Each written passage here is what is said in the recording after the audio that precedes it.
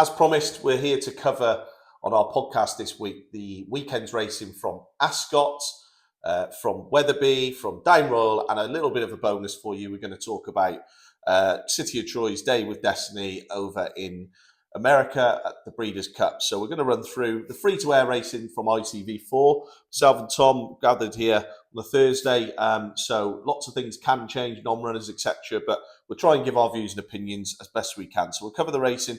The first race on ITV4 is the 1:15 from Wetherby. I don't hope you don't mind me starting, but I was just going to say, Tedley is a horse for the Twiston Davis team. Yard are absolutely flying at the moment. There's no actual tissue prices up at the moment for this, but won really well at Uttoxeter last time. Really well timed run from Sam Twiston Davis. Beat a really well thought of horse of which was 16.5 lengths back to Tornio. There's a few exposed horses in there, but Tedley was mightily impressive. And I see it go well again. What do you think? Yeah, no strong opinion on this race, actually. But yeah, like you said, Twiston Davis was in good form. And it's a recent winner, so it goes there in a good order. And surely it's got a good chance in that race, that's for sure. Okay. So the second race on the ITV4 is the 1:30 from Ascot. Yeah. Now, I mentioned to you before we come on is I noticed Nicky Henderson was moaning quite heavily about the lack of beginners and novice chasers, but he's got one in here which had a reasonable level of form. Is that the one you're looking at, or was there something else? I like Leader in the Park for Ben Pauling, actually.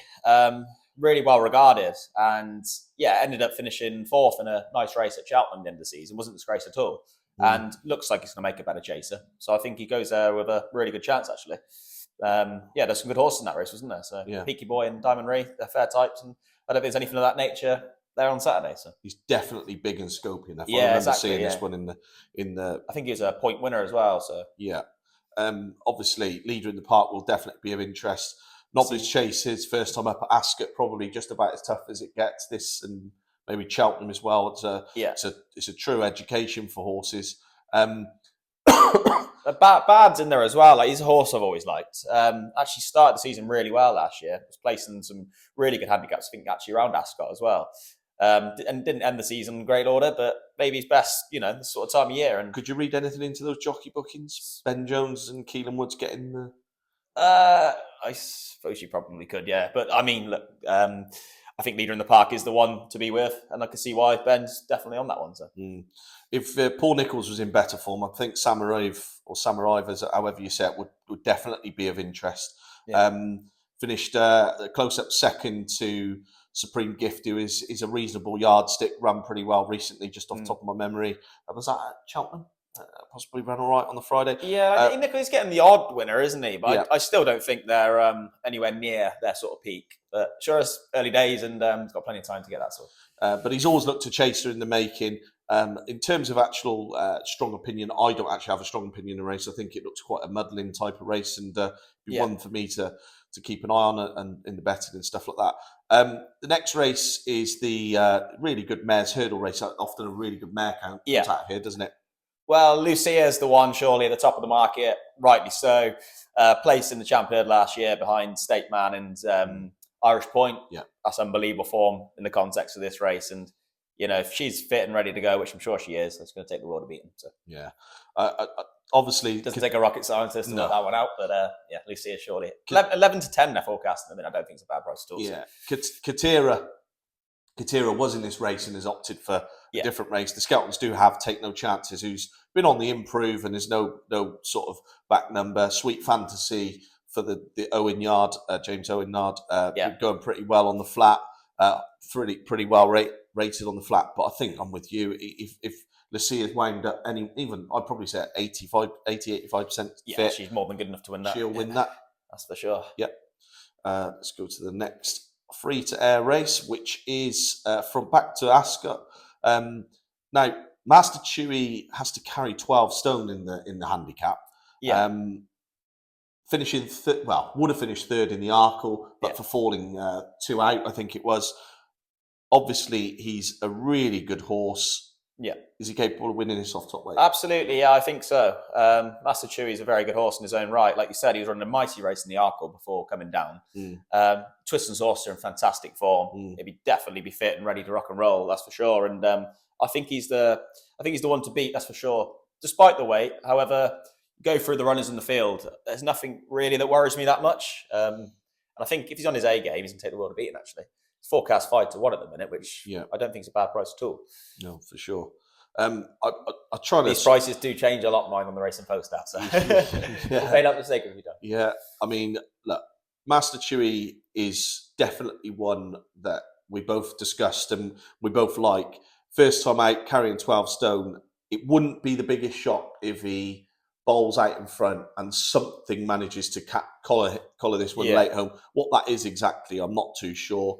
But I'd rather take the punt that, going on the basis that Twist and Davis's horses are fighting fit, early start of the season, in cracking form.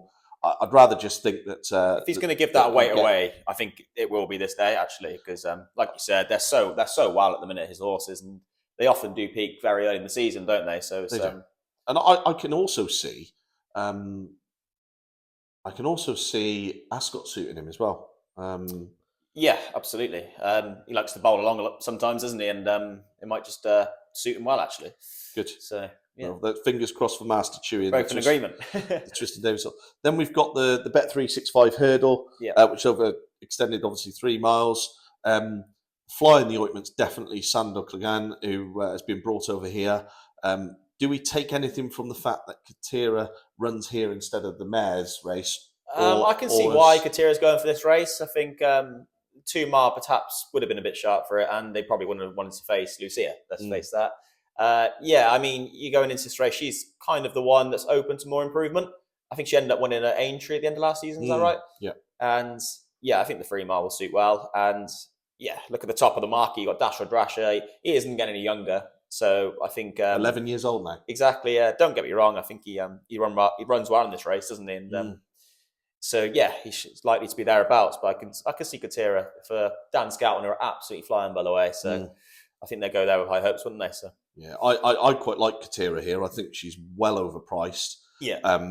Dasher Drasher for me, at 11 years old, and also I would say I feel like Dasher Drasher has always needed a slight cut in the ground, and the forecasted ground is good. We haven't got any rain in the air at this moment in time, so I think Katira's the one to be on in this race, actually. Yeah. Again, some bigger price ones. Thunder Rock could run pretty well. Again, the Ollie Murphy yard has started the season pretty well. I put Kelso, that one. That was the race that Spike Jones ran in at Kelso that time.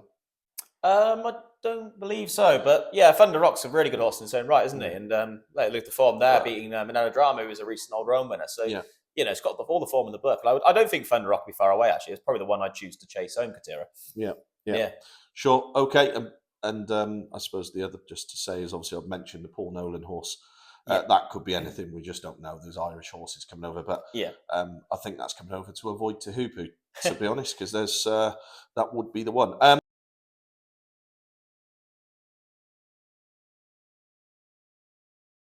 Ascot, Wetherby and Down Royal. 3 great meetings and we've got the winners.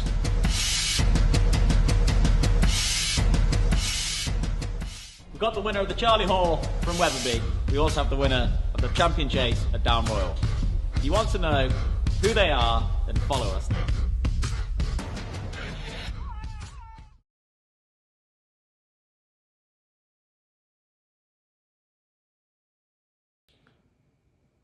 Moving on to the big race at Down Royal, the Ladbrokes Champion Chase. Jerry Colomb, a perfectly good winner of this race last year, just got up on the line. Do you expect him to do the same again? Yeah, like that race last year didn't look likely for a long way. He managed to put out the bag a little bit, didn't he? And I'm hoping for a short price he's not going to make you sweat like that again. But look, he's a good second in the Gold. Wow, brilliant second in the Gold Cup, and then was a good winner at Aintree. So look, he's a high class horse, and he's going to be there or thereabouts in these top races all season again, isn't he? And you'd be brave to take him on, but I'd be sure he's got to be the winner of this race, I think. Do you think he has what it takes to improve enough to be a Gold Cup winner? Look, Gallop and Deschamps just love Cheltenham, doesn't he? And Gallop Shots is what? It's 10 this year? Yeah, I can see him winning it again though. Can you? Yeah, I really can. I think he comes alive at Cheltenham. He's been so impressive the last twice in that race now, hasn't he? So, yeah, I mean, avoid him at Punchestown anyway. Yeah, don't get on at Punchestown.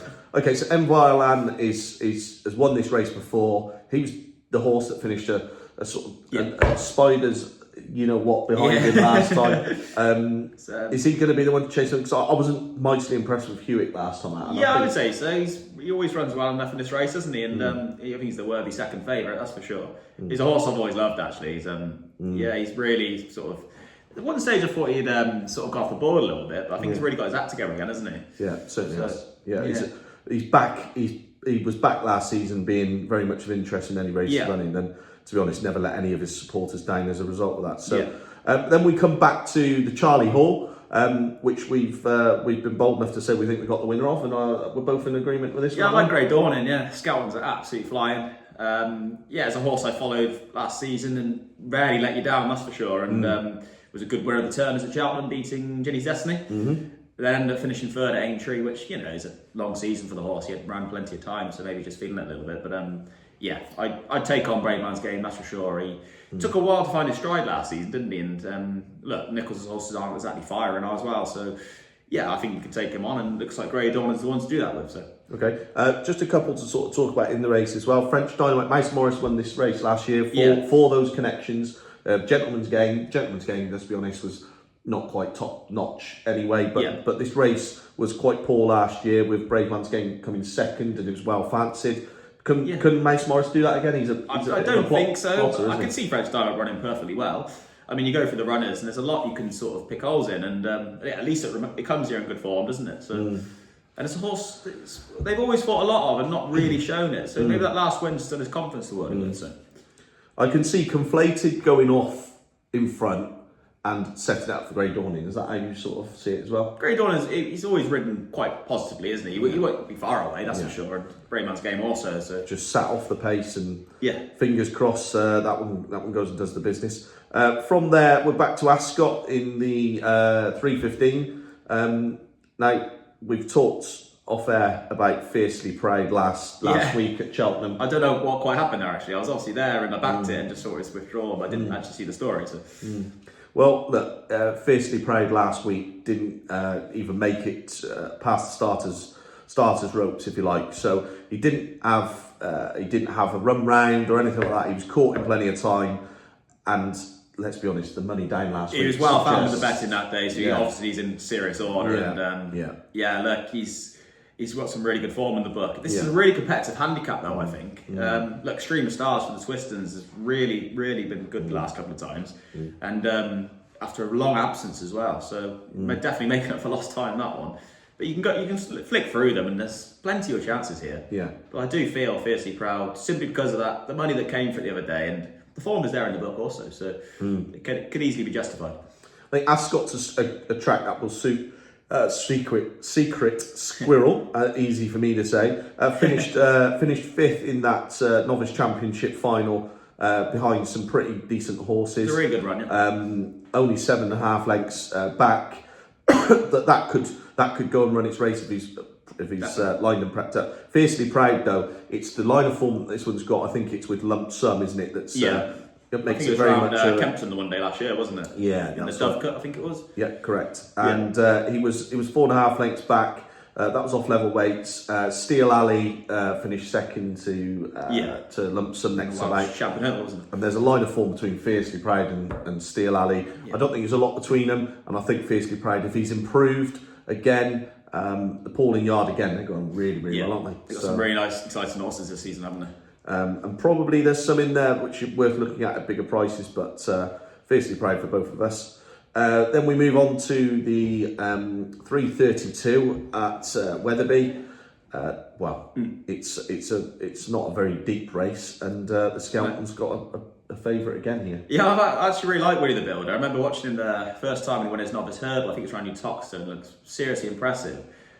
Since then, I don't think things necessarily went to plan. No. But there's glimpses of form in there where you thought, okay, But yeah, Reece, I think he ran at Wetherby, didn't he, last? And he finished second. He wasn't beat far. Yeah. You know, he had All Mankind back in third, sort of good yardsticks. And yeah, the horse, like we said plenty of times so far, the Scout horse are absolutely flying. So yeah, confidence will be high, that's for sure. And he's a nice hold-up, strong travelling horse, and I think he can go in on Saturday actually. Yeah, it doesn't look the strongest race that they've managed to find, does it? So, being honest with you, I think that one definitely is the one to be on in the race. Just a notable sort of mention again for the Twiston Davies horse here, Spirits Bay, carries top weight, and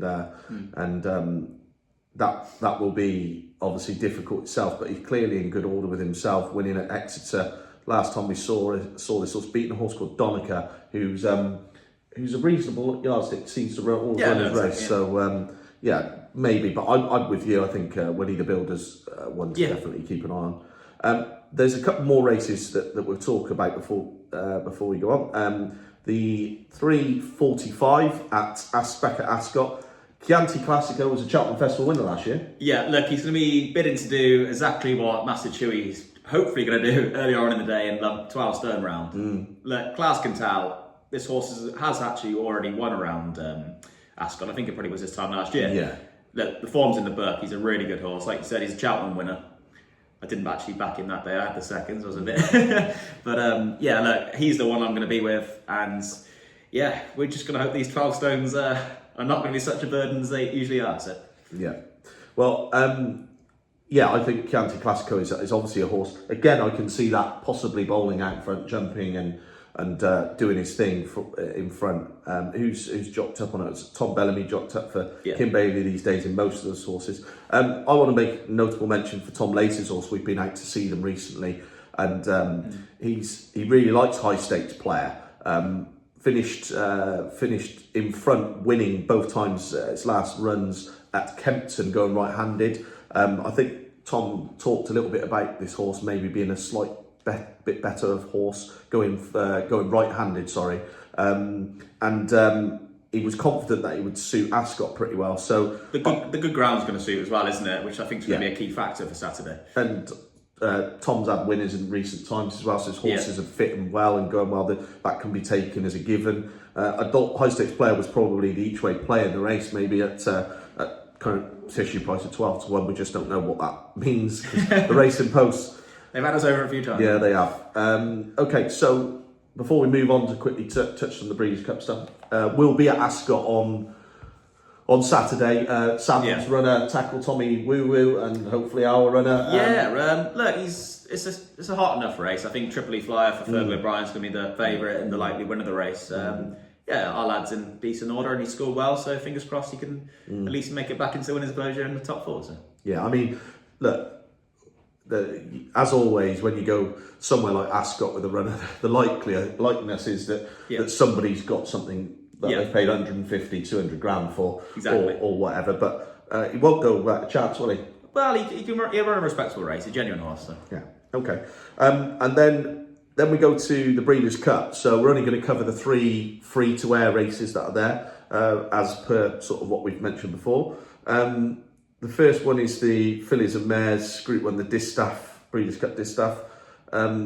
Is there anything in that race that you've had a look at that you fancy, Tom? To be honest, I'm not very good with this international racing, and these horses I've not watched all season, and I can't help you there, unfortunately. Okay, right. I was hoping you might have the answers to that. No. Well, that's the first live to air. There's an 8 to 13 favourite for Pedo Anna. I'll be honest with you, unless it's got a European runner, I won't be having a bet in it anyway, because, like you say, we just don't know.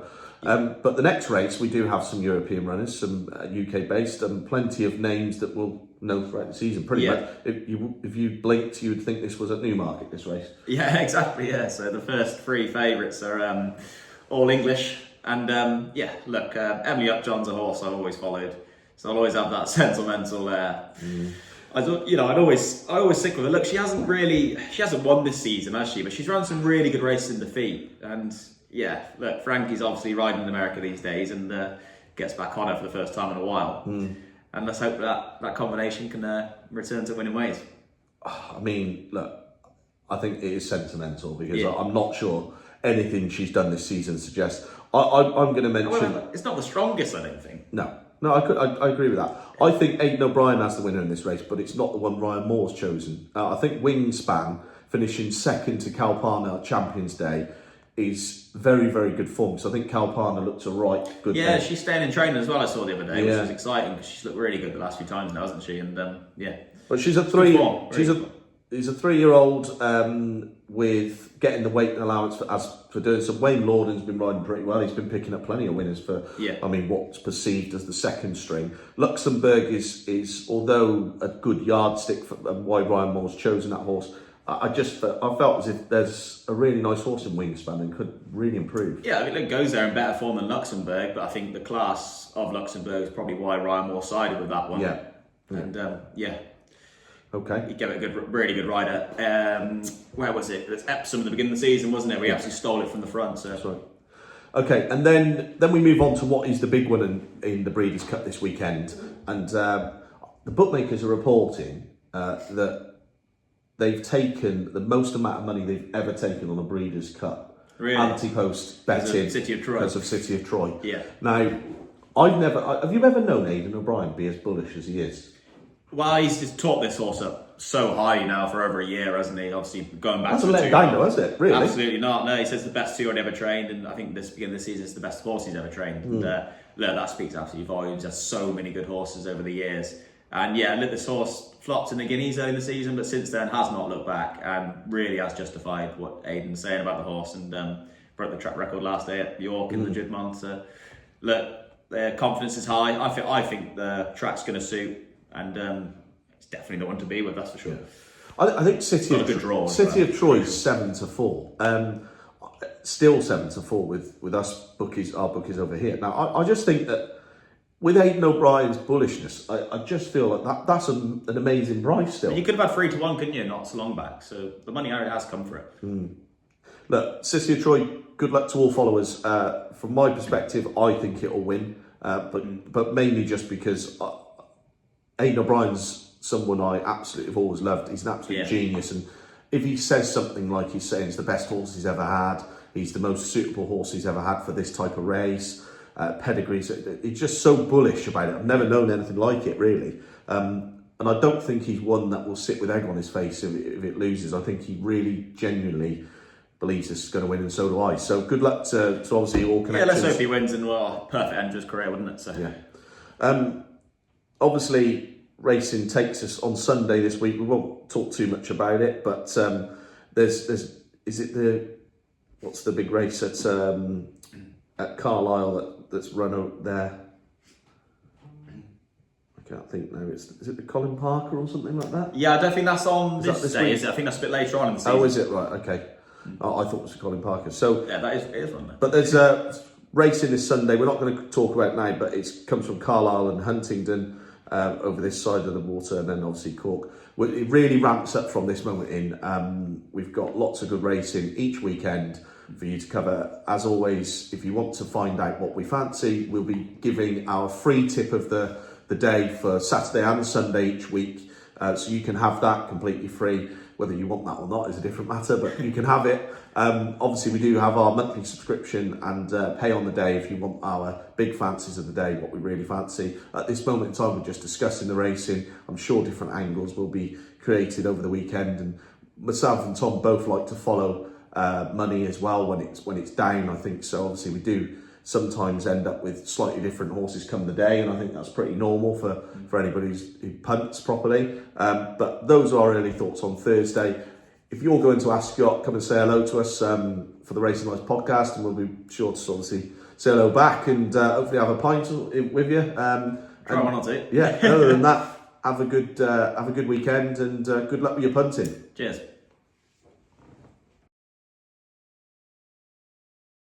Ascot, Wetherby and Down Royal. 3 great meetings and we've got the winners.